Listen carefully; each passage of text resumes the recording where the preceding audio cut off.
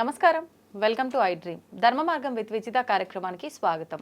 ప్రస్తుతం మనతో పాటు ఉన్నారు ప్రముఖ ఆధ్యాత్మికవేత్త, జ్యోతిష పండితులు మరెల్ల రవిశాస్త్రి గారు. ఇప్పుడు వారితో మాట్లాడి మరిన్ని విషయాలు తెలుసుకుందాం. నమస్కారం అండి. నమస్తే అమ్మ. గురువుగారు, పితృదోషం అంటూ ఉంటారు. అసలు ఏంటి పితృదోషం అంటే? ఎవరికి పితృదోషం అనేది తగులుతుంది? అసలు ఎందుకు వస్తుంది పితృదోషం? ఓం శ్రీ గురుభ్యో నమః. పితృదోషము అంటే మనకి పూర్వజన్మలో కానీ మన పూర్వీకులు కానీ ఎవరైతే తల్లిదండ్రులను సరిగ్గా పట్టించుకోరో, ఎవరైతే తల్లిదండ్రులకు చేయాల్సింది చేయరో, వాళ్ళు తదనంతరం ఈ యొక్క కార్యక్రమాలు ఏవైతే ఉంటాయో అవి చేయకుండా ఉంటారో, వాళ్ళని తల్లిదండ్రులు సరైన గౌరవము, సరైన అవసరాలు తీర్చకుండా ఎవరైతే ఉంటారో వారికి తదనంతరం వచ్చే పిల్లల్లో కానీ, వాళ్ళ పూర్వజన్మ అయితే గత జన్మల్లో కానీ వారికి జాతకంలో చూసినప్పుడు పితృదోషం అనేది కనిపిస్తుంది. దీన్ని ఎలా చూస్తాము అంటే తండ్రి స్థానం 9వ స్థానం దెబ్బతిని ఉండటం అనేది జాతకంలో కనిపిస్తూ ఉంటుంది. ఆ స్థానంలో రాహు, శని ఇట్లాంటి గ్రహాలు ఉన్నా, కేతు ఉన్నా, లేకపోతే రవితో వేరే గ్రహం కలిసి ఉన్నా, రవి నీచపడి ఉన్నా, వీటన్నిటికీ ఇండికేషన్స్, చాలా క్యాలిక్యులేషన్స్ ఉన్నాయి. దాన్ని బట్టేసి మనకు పితృదోషం జాతకంలో ఉందా లేదా అనేది మనం చెప్పొచ్చు. పితృదోషం కారణం ఏంటంటే పూర్వజన్మలో నువ్వు తల్లిదండ్రులకి చేయాల్సింది చేయలేదు, లేదా మీ జనరేషన్స్లో ఒక 7 జనరేషన్స్ బ్యాక్లో ఎవరో చేయవలసిన నియమాలు, పాటించాల్సినవి పాటించకుండా వదిలేయటం వల్ల నీకు ఆ కర్మ రూపంలో అది ఉండిపోయింది అనే ఇండికేషనే పితృదోషం. అంటే 7 తరాల్లో ఎవరు చేయకపోయినా అది తరతరాలకు వస్తుందా పితృదోషం? తరతరాలకి అంటే ఇప్పుడు ఫర్ ఎగ్జాంపుల్ చూసుకుందాం, మనకి మన డిఎన్ఏ ఎక్కడి నుంచి వచ్చింది? తల్లిదండ్రుల నుంచి కదా.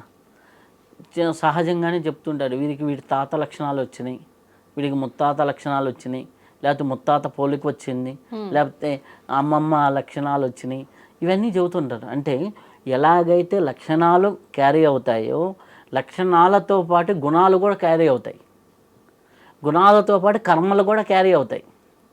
ఓకే, మనకి ఆ కర్మలు క్యారీ అయినప్పుడు అవి నీ జాతకంలో ఇండికేట్ అవుతాయి అంతే. జాతకం తప్పు కాదు, అవి ఆ తరతరాలుగా ఉన్నాయి, ఇండికేట్ అవుతాయి. ఆ ఇండికేట్ అవ్వటం వల్ల ఆ పితృదోషం ఉంటే ఏం జరుగుతుంది అంటే కొన్ని నష్టాలు ఉన్నాయి.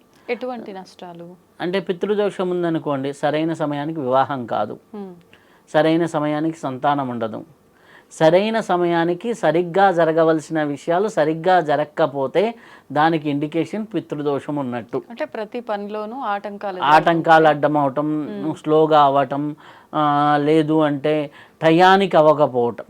టయానికి అది చాలామంది అంటారు, సర్వసాధారణంగా చెప్తూ ఉంటారు చాలామంది, నేను ఎప్పుడు టయానికి తినలేనండి, ఏదో ఒక పని పడింది, టయానికి తినడానికి కుదరటం లేదు. వాళ్ళకి అన్నీ ఉంటాయి, ఫైనాన్షియల్గా అన్నీ, టయానికి తినటం కుదరటం లేదు.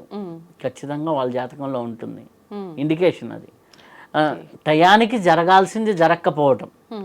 మా అబ్బాయికి టయానికి పెళ్లి కాలేదండి, పితృదోషం అబ్బాయి జాతకంలో ఉంటుంది.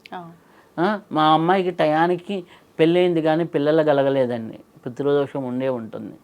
లేకపోతే టయానికి జరగాల్సింది జరగకుండా ఉంటే అది ఆటోమేటిక్గా పితృదోషం ఉంది అనేది మనకు అర్థమవుతుంది. సో దానికి మనకి ఎన్నో రెమెడీస్ ఉన్నాయి, ఎన్నో పద్ధతులతో చెప్పారు. మన పూజా విధానంలో చెప్పారు, ధ్యాన విధానంలో చెప్పారు, అలాగే మనకి సాధారణంగా చేసుకునే రెమెడీస్ ఎన్నో ఉన్నాయి. అవి చేసుకుంటూ ఉంటే సరిపోతుంది.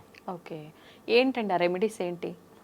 ఆ రెమెడీస్ ఏంటి అంటే ప్రధానంగా మనం చూసినట్లయితే సర్వసాధారణంగా మనకు పూజా విధానంలో నారాయణ బలి పూజ అని ఉంటారు. ఇది మనకి పిఠాపురంలో చేస్తూ ఉంటారు, లేకపోతే మనకి ఇదేది మనకి గోదావరి పుట్టిన నాసిక్ త్రయంబకంలో చేస్తూ ఉంటారు నారాయణ బలి పూజ. అది ప్రధానంగా అందరూ చేయించుకునేటటువంటిది. అలాగే పితృదోషం పోవడానికి ఇది కాకుండా జనరల్గా మనం చెప్పుకోవాలంటే శివాభిషేకం, సోమవారాలు ఫాస్టింగ్ చేయటం, ఇది కూడా పితృదోషంకి మంచి రెమెడీ. లేదు ఇంకా అనుకుంటే మనం ఎక్కడైనా నదీ స్నానాలు చేస్తున్నప్పుడు లేదా నదీ ప్రదేశాలకు వెళ్ళినప్పుడు మనం చేత్తో జలం తీసుకొని సర్వేభ్యో పితృదేవతాభ్యో నమః, సర్వేభ్యో పితృదేవతాభ్యో నమః. పితృదేవతాభ్యో నమః, ఓకే. సర్వేభ్యో పితృదేవతాభ్యో నమః అనేసి మన కాశీ వెళ్ళాను. కాశీలో మనం స్నానం చేసేటప్పుడు ఒక 3 సార్లు 5 సార్లు ఆ జలాన్ని వదిలినప్పుడు ఆటోమేటిక్గా మన పితృదేవతలకి అది చెందుతుంది, వాళ్ళు సంతోషిస్తారు అనేది మనకి చెప్పింది. ఓకే. ఇది కాకుండా సహజంగా మనం చెప్పాలంటే పితృదేవతలు మన దగ్గరికి వచ్చేసి ఏ ఏ సమయాల్లో వారు స్వీకరిస్తారంటే మనకి మధ్యాహ్నం 12 నుంచి ఈ యొక్క 2 గంటల మధ్య కాలాన్ని పితృదేవతా కాలం కింద మనం చెప్తారు. అంటే ప్రతినిత్యం కూడా ఆ సమయంలో మనం ఒక ముద్ద అన్నం తీసి మనం మధ్యాహ్నం భోజనం చేసేటప్పుడు బయట పెట్టగలిగితే మొదటి ముద్దను తీసి అది పితృదేవతలకి శాంతి అవుతుంది.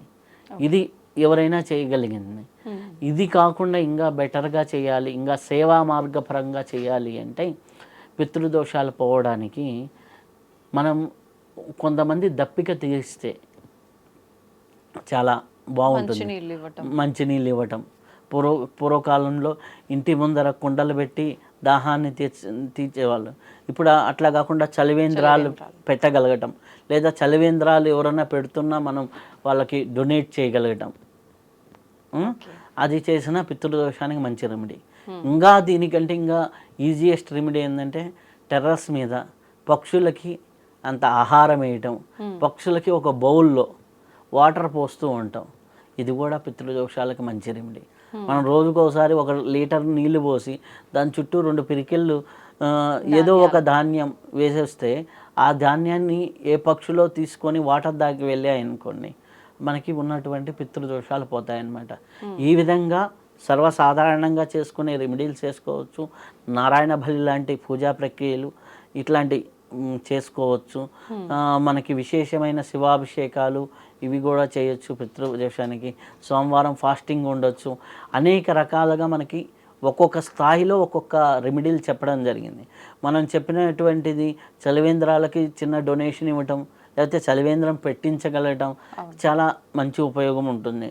నీకు ఒక చిన్న ఆఫీస్ ఉందనుకోండి, ఆఫీసులో మంచి కుండ పెట్టి నీళ్లు పెట్టు, వచ్చినోడు దాకా అమ్మయ్య బాగుంది అంటే వాడు తృప్తి చెందితే ఆటోమేటిక్గా దోషం నివారణ అవుతుంది.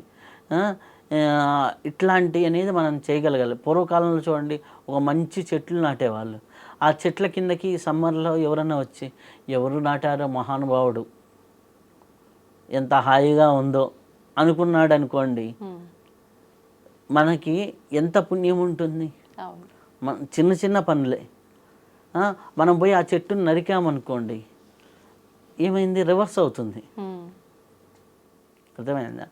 అలాగే తండ్రి సమానుల్ని గౌరవించడం అంటే బాబాయిలు కావచ్చు, పెద్దనాన్న కావచ్చు, లేకపోతే పెద్దవాళ్ళని ఏ నాన్నగారు సంబోధిస్తుంటారు. గోదావరి జిల్లాలో వెళ్ళగానే ఏ నాన్నగారు అని ఇట్లా బాగా సంబోధిస్తూ ఉంటారు పెద్దవాళ్ళని.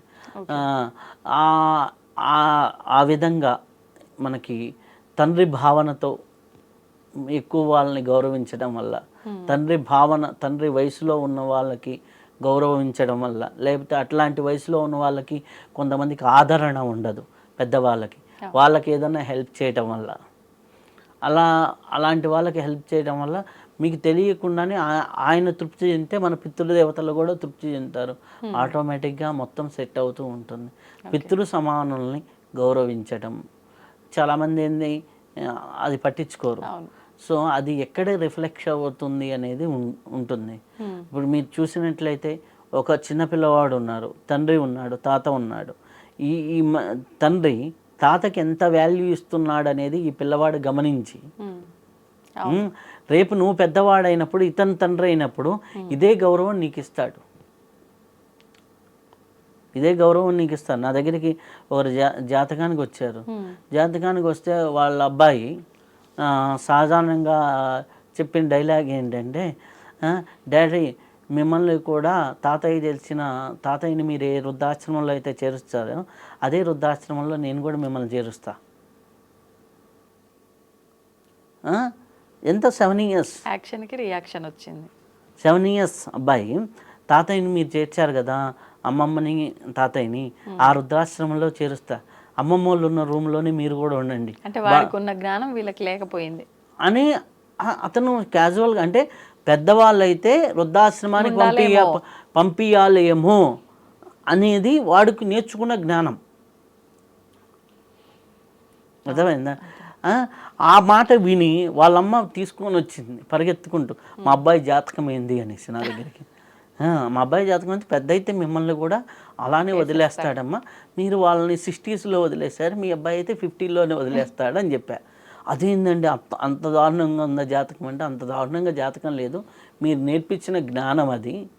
ఇప్పుడు నేనేం చేయాలంటే వాళ్ళని తెచ్చుకొని ఇంట్లో పెట్టుకోండి చాలు, ఆటోమేటిక్గా అన్నీ సెట్ అవుతాయి అని చెప్పా. దానికి పెద్ద పూజ ఏం అవసరం లే, నువ్వు మీ ఇంట్లో నాన్న ఎట్లా గౌరవిస్తున్నావు అయిపోయింది. నువ్వు ఇంట్లో మీ నాన్న ఎట్లా గౌరవిస్తున్నావు, ఒక్కో చోట వీలు కాకపోవచ్చేమో, కానీ వీలైనంత వరకు తల్లిదండ్రులకు ఇవ్వాల్సిన గౌరవాన్ని ఇస్తూ ఉంటే, తల్లిదండ్రులను బాగా చూసుకుంటే, తల్లి తండ్రి సమానులైనటువంటి పెద్దవాళ్ళని బాగా చూసుకుంటూ ఉంటే, గౌరవిస్తూ ఉంటే, ఎక్కడా చులకన భావంతో మాట్లాడకుండా ఉంటే, అయ్యో ఏ తల్లి కన్నా బిడ్డో అని ఏ అమ్మాయినా అనుకుంటే, ఏ తల్లి కన్నా తండ్రి కన్నా బిడ్డో అని ఎవరైనా అనుకుంటే నీకు పితృదోషాలు పోతాయి. నీ ప్రవర్తన అలా ఉందా, ఈడు ర్యాష్గా ఉంటే వీడిని ఎవడు పెంచాడో ఎదవ అన్నారనుకోండి, మీ అమ్మ ఎట్లా పెంచిందో నిన్ను అన్నదనుకోండి, నీకు ఇంక్రీజ్ అవుతుంది దోషం. కాబట్టి నీ ప్రవర్తనలో ముందర మార్పు రావాలి, ప్రవర్తన మారాలి. ప్రవర్తన మార్చుకోవాలంటే నువ్వు కొద్దిగా సేవా మార్గంలో వెళ్తూ ఉండాలి. ఆ సేవా మార్గంలో ఉన్నదానికే ఇంకా మరీ దోషాలుంటే ఎట్లా పూజలు ఇవి చెప్పాను అవన్నీ చేసుకుంటూ ఉంటే పితృదోషం అనేదాన్ని తగ్గించుకోవచ్చు. నిజంగా మీరు చెప్పింది వాస్తవం. తల్లిదండ్రుల విషయంలో కృతజ్ఞత ఉండకపోయినా ఓకేనేమో కానీ దూషించే రకంగా తీసుకెళ్ళి బయట వదిలేసే రకంగా ఉండకుండా ఉంటే సంతోషం. నేను అందుకే ఆ ప్రాక్టికల్ ఎగ్జాంపుల్ చెప్పింది నా దగ్గర జరిగింది అనమాట. వాళ్ళ కొడుకు అంటేనేమో ఆమెకు బాధ వచ్చింది, వాళ్ళ తల్లిదండ్రులనేమో బయట వదిలేసాను. కాబట్టి ఇట్లాంటి పరిస్థితి చేయాల్సిందల్లా దోషం వస్తుందేమో అని కాదు కానీ, మనని అంటే ఇంత జన్మిచ్చి మనకు ఈ సౌకర్యాలు ఇవన్నీ మనం అనుభవిస్తున్నామంటే వాళ్ళు ఏంది మనం లేం కాబట్టి ఎప్పటికీ వాళ్ళ విషయంలో కృతజ్ఞతగా ఉండడమే మనం వాళ్ళకి ఇచ్చే ఒక గొప్ప ఏమంటారు వరం అనుకోవచ్చు. నిజంగా సంతోషం అండి, ధన్యవాదాలు.